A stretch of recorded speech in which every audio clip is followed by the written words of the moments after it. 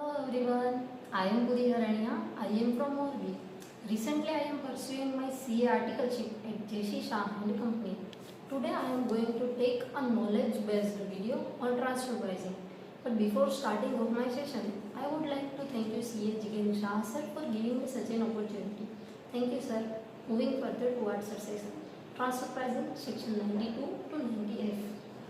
तो पहले तो ये समझते हैं कि ट्रांसफ़र प्राइसिंग का मतलब क्या है और उसे इंडिया में लाने की ज़रूरत क्यों पड़ी। तो एक एग्जाम्पल है कि एक मैन्युफैक्चरिंग कंपनी है, उसकी हेड ऑफिस इंडिया में है, उसकी दो ब्रांचेस है, एक इंडिया में है और एक जापान में है। इंडिया की ब्रांच है वो मैन्युफैक्चरिंग का काम करती है और जापान की ब्रांच है वो मार्केटिंग और सेल्स का काम करती है। तो अब यहाँ पर देखें तो मैन्युफैक्चरिंग कॉस्ट टोटल 5,000 हुई थी। तो इंडियन ब्रांच की पॉलिसी है कि वो 5,000 के गुड्स को 8,000 पे सेल करती है। तो वहाँ पे उनका प्रॉफिट देखें तो 8,000 माइनस 5,000 मतलब कि 3,000 का 30%, तो उसका टैक्स आया 900। तो दूसरी तरफ अगर जापान में देखें तो वो 8,000 में खरीदी हुई प्रोडक्ट को 10,000 में बेचती है। तो 10,000 माइनस 8,000 मतलब कि 2,000 और जापान का टैक्स रेट है 20%। तो 2,000 मल्टीप्लाई बाई 20% मतलब 400। तो यहाँ पे फर्स्ट केस में टोटल टैक्स पेबल आता है 1,300। पर अब इन लोगों ने टैक्स प्लानिंग करने का काम किया और वहाँ पे क्या किया कि ये लोग जो 8,000 में कुछ बेच रहे थे उसकी जगह अब 6,000 में बेचेंगे। तो 6,000 माइनस 5,000 मतलब कि 1,000 और उसका 30%। तो इंडिया का टैक्स पेबल आया 300 और सामने जापान में देखें तो 10,000 माइनस 6,000 मतलब कि 4,000 का 20%। तो वहाँ पे टैक्स पेबल आया 800। फिर भी ओवरऑल टैक्सेबिलिटी तो सिर्फ 1,100 ही हुई।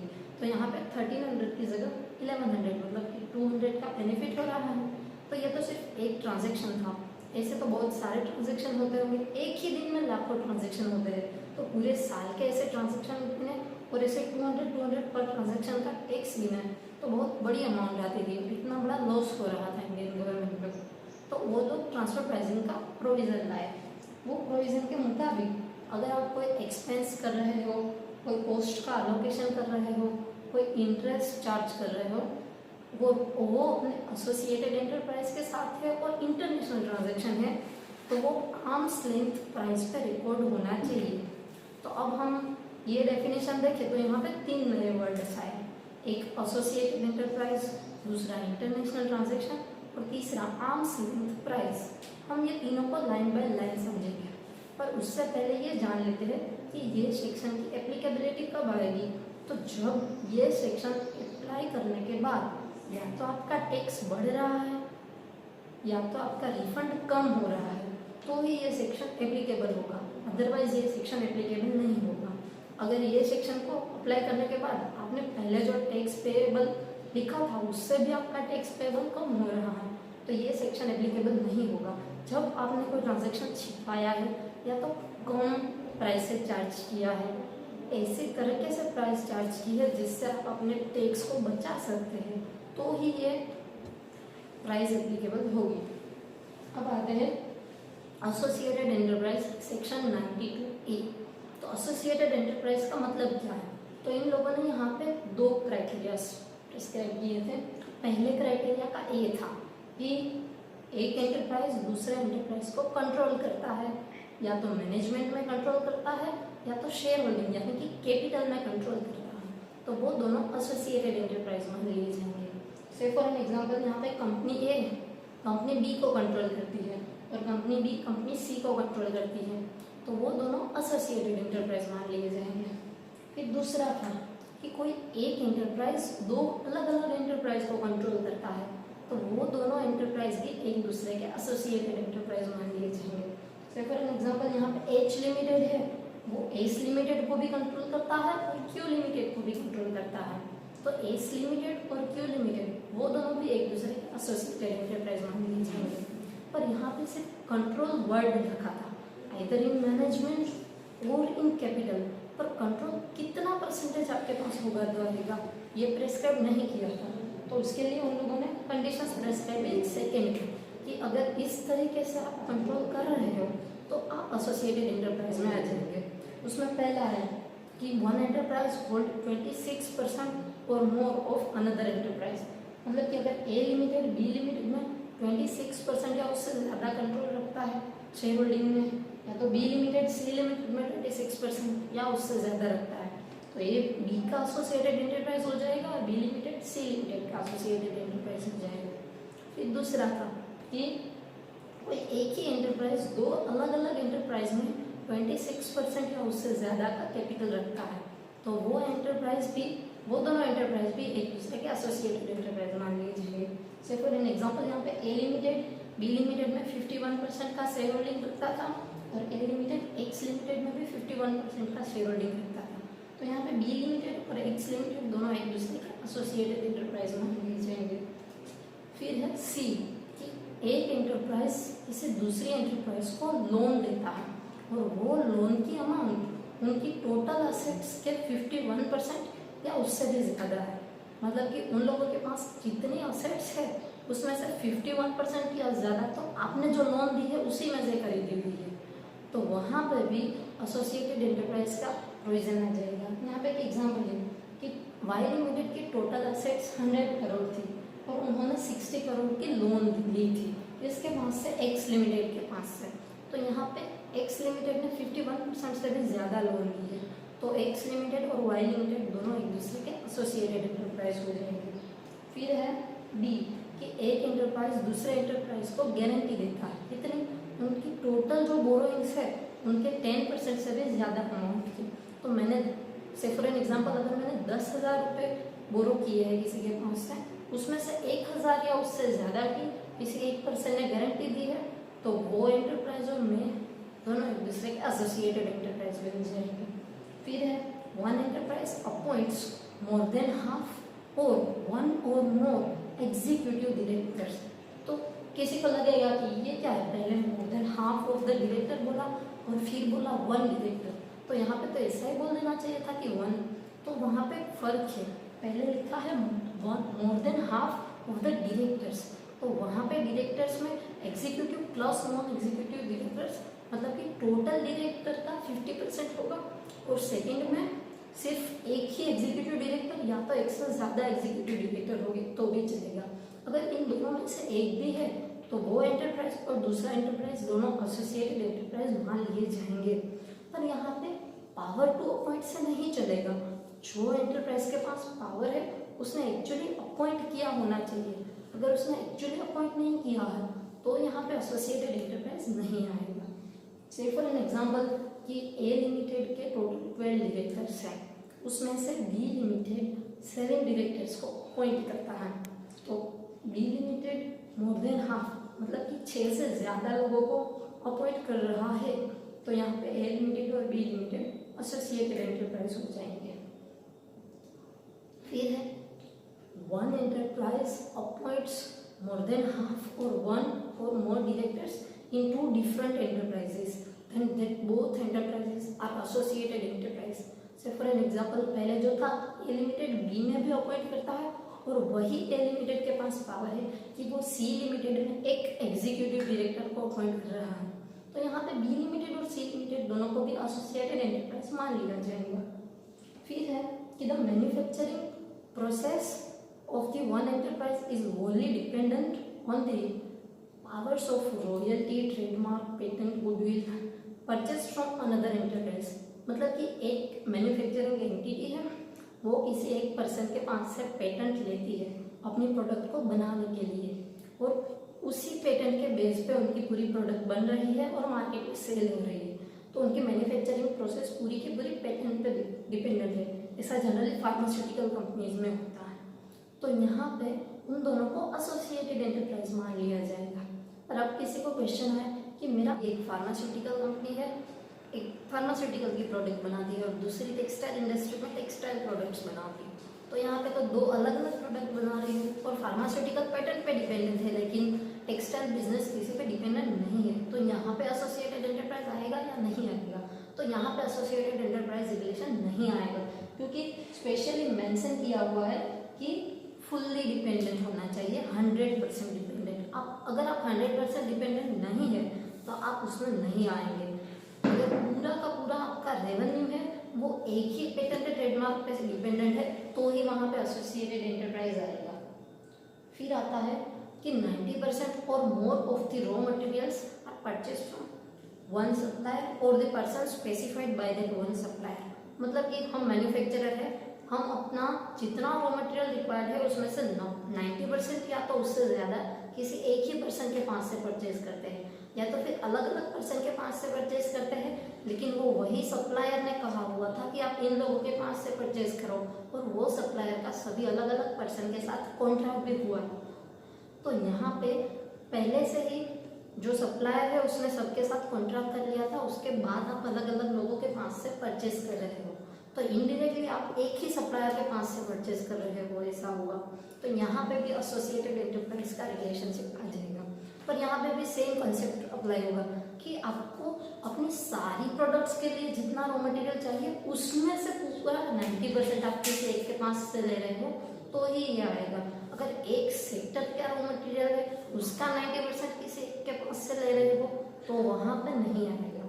फिर है कि अगर हम अपने जो गुड्स रेडी होते हैं वो किसी पर्सन को सेल करते हैं, लेकिन उसके लिए प्राइजेस एंड कंडीशंस वो पर्सन के थ्रू डिसाइड होती है। हम प्राइस डिसाइड नहीं कर रहे, हम उसे गुड्स बेच रहे हैं, पर वो जो प्राइस कहता है उसी पे बेच रहे हैं। तो इसका क्या मतलब हुआ कि डायरेक्टली इनडायरेक्टली वो पर्सन आपकी एंटिटी को कंट्रोल करता है, तो ही आप वो जो प्राइस कहेंगे उस पर बेचेंगे, वरना नहीं बेचोगे।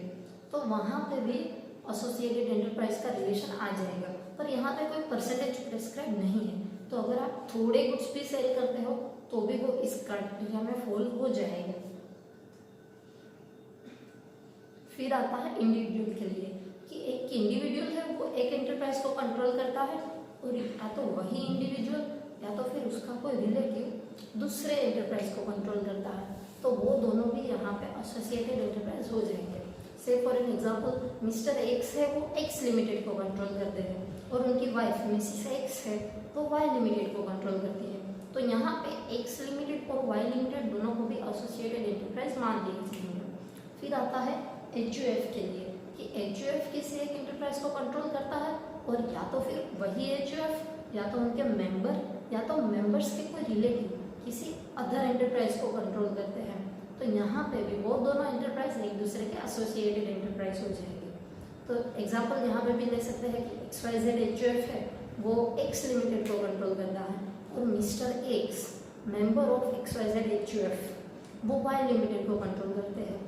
तो एक्स लिमिटेड और वाई लिमिटेड दोनों को एक दूसरे के एसोसिएटेड एंटरप्राइज मान लिया जाए।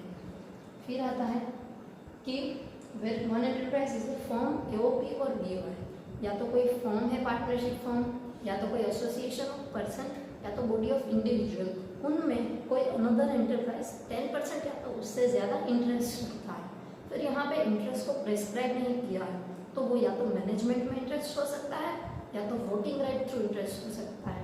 पर अगर वो 10% से ज़्यादा है तो यहाँ पर भी वो एंटरप्राइज और वो फर्म को एसोसिएटेड एंटरप्राइज मान लिया जाएगा। फिर आता है कि एनी अदर एज में भी प्रेस्क्राइब बाय असेसिंग ऑफिसर, अगर कोई ऐसा ट्रांजैक्शन है जिसमें दोनों की म्यूचुअल अंडरस्टैंडिंग दिख रही है, जिसमें उन लोगों ने कोई ऐसा ट्रांजैक्शन किया है जहाँ से टैक्स को बचा सकते हैं, टैक्स को कम कर सकते हैं, ऐसा कोई ट्रांजैक्शन है, तो वहाँ पे भी उन्हें एसोसिएटेड एंटरप्राइज मान लिया जाएगा। फिर आता है इंटरनेशनल ट्रांजैक्शन, सेक्शन 92D। तो इंटरनेशनल ट्रांजैक्शन के लिए पहले तो प्री कंडीशन है कि आइदर बोथ द एंटरप्राइज और any one of them is non resident, दोनों में से एक एंटरप्राइज या तो फिर दोनों एंटरप्राइज नॉन रेसिडेंट होने चाहिए, तो ही ट्रांसफर प्राइसिंग एप्लीकेबल होगा वहाँ पे। क्योंकि अगर दोनों ही रेसिडेंट है तो एक दूसरे को कम पे बेचे या दूसरा एक को ज़्यादा पे बेचे, टैक्स रेट तो दोनों के लिए सेम ही है, तो वहाँ पे तो टैक्स बचाने का कोई सवाल ही नहीं उठता। पर हाँ, अगर एक एंटरप्राइज रेसिडेंट है दूसरा भी रेसिडेंट है पर वो SEZ में आता है, मतलब कि स्पेशल इकोनॉमिक जोन में, तो उन दोनों के बीच में जो ट्रांजैक्शन होगा वहाँ पे टैक्स के लिए प्लानिंग हो सकता है। तो वहाँ पे गवर्नमेंट ने डोमेस्टिक ट्रांसफर प्राइसिंग के रूल्स प्रेस्क्राइब किए हैं, लेकिन वो हम नेक्स्ट लेक्चर में कवर करेंगे। अभी इंटरनेशनल ट्रांजैक्शन, तो इंटरनेशनल ट्रांजैक्शन में कितने ट्रांजैक्शन हो सकते हैं, तो या तो purchase sale lease of movable property हो सकता है, परचेज सेल और lease of immovable property, provision of services, purchase और sale of goods, transfer relating to borrowings और allocation of cost or apportionment of cost or any other transaction as may be prescribed। अगर इनमें से कोई भी transaction हो रहा है तो वहाँ पे दोनों एंटिटीज को एसोसिएटेड एंटिटीज मान लिया जाएगा, वो इंटरनेशनल ट्रांजैक्शन होगा और वहाँ पे ट्रांसफर प्राइसिंग के प्रोविजंस एप्लीकेबल हो जाएंगे। अब आता है डीम्ड इंटरनेशनल ट्रांजैक्शन। तो कभी कभी क्या होता है कि मैं एक्स लिमिटेड हूँ और वाई लिमिटेड मेरी होल्डिंग कंपनी है, तो अगर हम दोनों के बीच में कोई ट्रांजैक्शन हुआ तो वो एसोसिएटेड एंटरप्राइज में आ जाएगा। तो यहाँ पे वाई लिमिटेड ने क्या किया, एक अदर पर्सन मिस्टर ए को अपॉइंट किया कि आप मेरे बिहाफ पे एक्स लिमिटेड से ट्रांजैक्शन करो। तो यहाँ पे क्या हुआ, अब तो ट्रांजैक्शन मिस्टर ए और एक्स लिमिटेड के बीच में हो गया, तो वहाँ पे तो उसे एसोसिएटेड एंटरप्राइज के बीच में हुआ ट्रांजैक्शन नहीं मान सकते। तो यहाँ पे डीम्ड इंटरनेशनल ट्रांजैक्शन को प्रोविजन दिया गया कि अगर कोई इंडिविजुअल पर्सन या तो कोई थर्ड पार्टी आके वन एंटरप्राइज से ट्रांजैक्शन करती है दूसरे एंटरप्राइज के बिहाफ पे और उनके टर्म्स एंड कंडीशंस ऑलरेडी दूसरे एंटरप्राइज के साथ फिक्स हो चुके थे, मतलब कि वाई लिमिटेड ने पहले से ही टर्म्स एंड कंडीशन फिक्स कर दिए थे और उसी टर्म्स एंड कंडीशंस पे उन्होंने एक्स लिमिटेड के साथ कॉन्ट्रैक्ट किया। तो यहाँ पे जो ट्रांजैक्शन हुआ उसे इंटरनेशनल ट्रांजैक्शन मान लिया जाएगा और उन दोनों को एसोसिएटेड एंटरप्राइज भी मान लिया जाएगा, क्योंकि वो इनडायरेक्टली एसोसिएटेड एंटरप्राइज थ्रू हुआ था और वहाँ पे ट्रांसफर प्राइसिंग के प्रोविजंस एप्लीकेबल हो जाएंगे। तो यहाँ पे भी एक एग्जांपल है कि ए लिमिटेड है, वो होल्डिंग कंपनी है, उन्होंने मिस्टर बी के साथ कॉन्ट्रैक्ट किया कि आप एक अनरिलेटेड पार्टी की तरह सी इनकॉर्पोरेशन के साथ ट्रांजैक्शन करो और वहाँ से जो गुड्स आपने परचेज किए हैं वही गुड्स आप मुझे सेल कर देना। तो बीच में थर्ड पार्टी को रख के ए लिमिटेड सी इनकॉर्पोरेशन के साथ ट्रांजैक्शन कर रही थी। तो यहाँ पे सी इनकॉर्पोरेशन ने मिस्टर बी के साथ जो ट्रांजैक्शन किया उसे भी एसोसिएटेड एंटरप्राइज में लिया जाएगा और वहाँ पे ट्रांसफर प्राइसिंग के प्रोविजंस एप्लीकेबल हो जाएंगे। फिर आता है आर्म्स लेंथ प्राइस। तो आर्म्स लेंथ प्राइस कैसे कैलकुलेट कर सकते हैं, उसके लिए कंडीशंस हैं कि आर्म्स लेंथ प्राइस तभी कैलकुलेट करना पड़ता है जब दोनों के बीच में जो ट्रांजैक्शन हुआ वो अनकंट्रोल्ड प्राइस थी। अगर कंट्रोल्ड प्राइस थी, मतलब कि मार्केट में जनरली जो प्राइस चल रही थी वही प्राइस थी, तो वहाँ पे आर्म्स लेंथ प्राइस कैलकुलेट करने की ज़रूरत नहीं पड़ेगी। लेकिन जो प्राइस थी वो आर्म्स लेंथ प्राइस थी या नहीं ये देखना है, तो उन्हें कंपेयर तो करना पड़ेगा पहले, तो उसके लिए आपको आर्म्स लेंथ प्राइस तो कैलकुलेट करना ही पड़ेगा। तो as per definition arms length price मतलब कि वो प्राइस जो अनकंट्रोल्ड ट्रांजैक्शन में हुई हो और अनरिलेटेड पार्टी के साथ हुई हो, वो पार्टी के साथ आपका कोई रिलेशन भी नहीं होना चाहिए और वो ट्रांजैक्शन में अनकंट्रोल्ड होना चाहिए, मतलब कि किसी ने वो ट्रांजैक्शन इनडायरेक्टली कंट्रोल नहीं किया होना चाहिए, तो ही आप उसे आर्म्स लेंथ प्राइस के रूप में ले सकते हैं। अब आर्म्स लेंथ प्राइस को कैलकुलेट करने के लिए 6 अलग अलग मेथड है। उसमें से पहला मेथड है कंपेरेबल अनकंट्रोल्ड प्राइस मेथड, उसे CUP का भी बोला जाता है। तो वहाँ पे हम प्राइस कैसे कैलकुलेट कर सकते हैं कि हमने अपने एसोसिएटेड एंटरप्राइज के साथ जो ट्रांजैक्शन किया था वही ट्रांजैक्शन उसी टर्म्स एंड कंडीशन से हम किसी और पर्सन के साथ भी कर रहे हैं। तो वहाँ पे किसी और पर्सन के साथ ट्रांजैक्शन करते वक्त हमने जो प्राइस चार्ज की थी वही प्राइस हमें अपने एसोसिएटेड एंटरप्राइज के पास ट्रांजैक्शन करते वक्त भी करनी पड़ेगी। अगर ऐसा नहीं है तो वहाँ पे ALP थर्ड पार्टी के साथ जो ट्रांजैक्शन हुआ तब था वो लिया जाएगा और उसी के मुताबिक रिपोर्टिंग करना पड़ेगा। तो हम कप मेथड में ALP 2 तरीके से फाइंड कर सकते हैं, या तो इंटरनल कंपेरेबल हो सकता है या तो एक्सटर्नल कंपेरेबल हो सकता है। तो इंटरनल कंपेरेबल मतलब कि हमने ट्रांजैक्शन एसोसिएटेड के साथ किया है वैसा ही किसी और के साथ भी किया है, तो वहाँ पे हम अपने इंटरनल रिकॉर्ड्स में से ही ALP ढूंढ सकते हैं। पर अगर ऐसा नहीं है तो हम अपने एसोसिएटेड के साथ जो ट्रांजैक्शन कर रहे हैं वैसा ही हमारी इंडस्ट्री में कोई और एंटरप्राइज किसी एक पर्सन के साथ कर रहा है, ऐसा हो तो उन लोगों ने जो कंडीशंस में जो प्राइस चार्ज की थी वही प्राइस हम लोग भी चार्ज कर सकते हैं, उसे वहाँ पे आर्म्स लेंथ प्राइस मान लिया जाएगा। फिर आता है कॉस्ट प्लस मार्जिन मेथड। तो यहाँ पे कंपनी का खुद का GP रेशियो डिसाइड होता है कि हम टोटल कॉस्ट पे इतना परसेंटेज जीपी चार्ज करते हैं। तो यही ट्रांजैक्शन हम एसोसिएटेड एंटरप्राइज के साथ करेंगे, तब यही जीपी रेशियो को ध्यान में रखेंगे। मतलब कि हमने एसोसिएटेड के साथ जब ट्रांजैक्शन किया तब उसकी जो कॉस्ट हो उसमें भी वही परसेंटेज से जीपी ऐड किया होना चाहिए। उससे ज़्यादा या उससे कम है तो वहाँ पे आप कॉस्ट प्लस मार्जिन मेथड का यूज़ करके आर्म्स लेंथ प्राइस ढूंढ सकते हैं। फिर आता है रीसेल प्राइस मेथड। तो ये प्राइस जब हम परचेजर के पॉइंट ऑफ व्यू से आर्म्स लेंथ प्राइस ढूंढ रहे हो तब यूजफुल हो सकता है कि परचेजर ने जो गुड्स परचेज किए हैं वही गुड्स वो फिर मार्केट में सेल करने वाला है, तो उनकी रीसेल प्राइस प्रिस्क्राइब है। तो वहाँ पे वो रीसेल प्राइस में से हम एडजस्टमेंट करके अपनी एक्चुअल प्राइस ढूंढ सकते हैं और उसी प्राइस को आर्म्स लेंथ प्राइस मान सकते हैं। फिर है प्रॉफिट स्प्लिट मेथड। ये मेथड तभी यूज होगा जब हम मल्टीनेशनल ट्रांजैक्शन कर रहे हैं। से फॉर एन एग्जांपल एक इंडिया, एक जापान और ऑस्ट्रेलिया, तीनों में हमारी एक ब्रांच है, तो वो तीनों ब्रांच मिलके इंडिया में एक नया प्रोडक्शन सेटअप करने वाली है। तो उनके लिए तीनों ने कुछ ना कुछ एक्सपेंसेस किए हैं, तो हम तीनों को पेमेंट करेंगे। तो उन लोगों को पेमेंट किसके बेस पे करेंगे? हम वहाँ पे भी प्लानिंग कर सकते हैं कि इंडिया में कम पे करें और जापान ऑस्ट्रेलिया में ज़्यादा पे करें। तो वहाँ पे हम लोगों को FAR मतलब कि फंक्शंस परफॉर्म्ड, ए मतलब कि असेट्स एम्प्लॉयड, और R मतलब कि रिस्क इन्वॉल्व। तो यहाँ पे तीनों का FAR देखना पड़ेगा और उनके मुताबिक उन लोगों ने क्या काम किया था, उन लोगों को उसके लिए कितना पेमेंट करना पड़ेगा, ये सब देखना पड़ेगा और उसके बाद ही पे कर सकते हैं। ऐसे ही कोई भी बेसिस नहीं ले सकते हैं। फिर आता है नेट मार्जिन मेथड। तो इसमें कंपनी का नेट प्रॉफिट डिफाइन होता है कि direct cost plus indirect cost दोनों को ऐड करने के बाद हम अपनी कॉस्ट में इतना परसेंटेज ऐड करते हैं और यही हमारा नेट प्रॉफिट होता है। तो यही नेट प्रॉफिट उन लोगों ने एसोसिएटेड एंटरप्राइज के साथ ट्रांजैक्शन करे तब भी चार्ज किया होना चाहिए। फिर आता है कि अगर हमें ट्रांसफर प्राइसिंग एप्लीकेबल है तो क्या क्या डॉक्यूमेंट्स मेंटेन करने पड़ेंगे।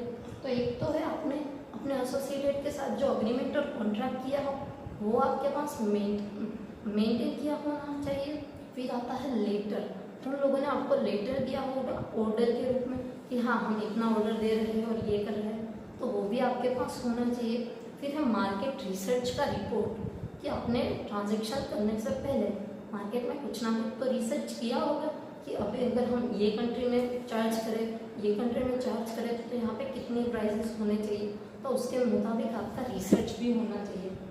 फिर आता है डॉक्यूमेंट्स नॉर्मल इशू, मतलब कि अगर हम सेल कर रहे हैं तो हम उन लोगों को सेल का इनवॉइस देंगे, तो वो इनवॉइस भी हमारे पास होना चाहिए, परचेजर के पास भी वही इनवॉइस होना चाहिए।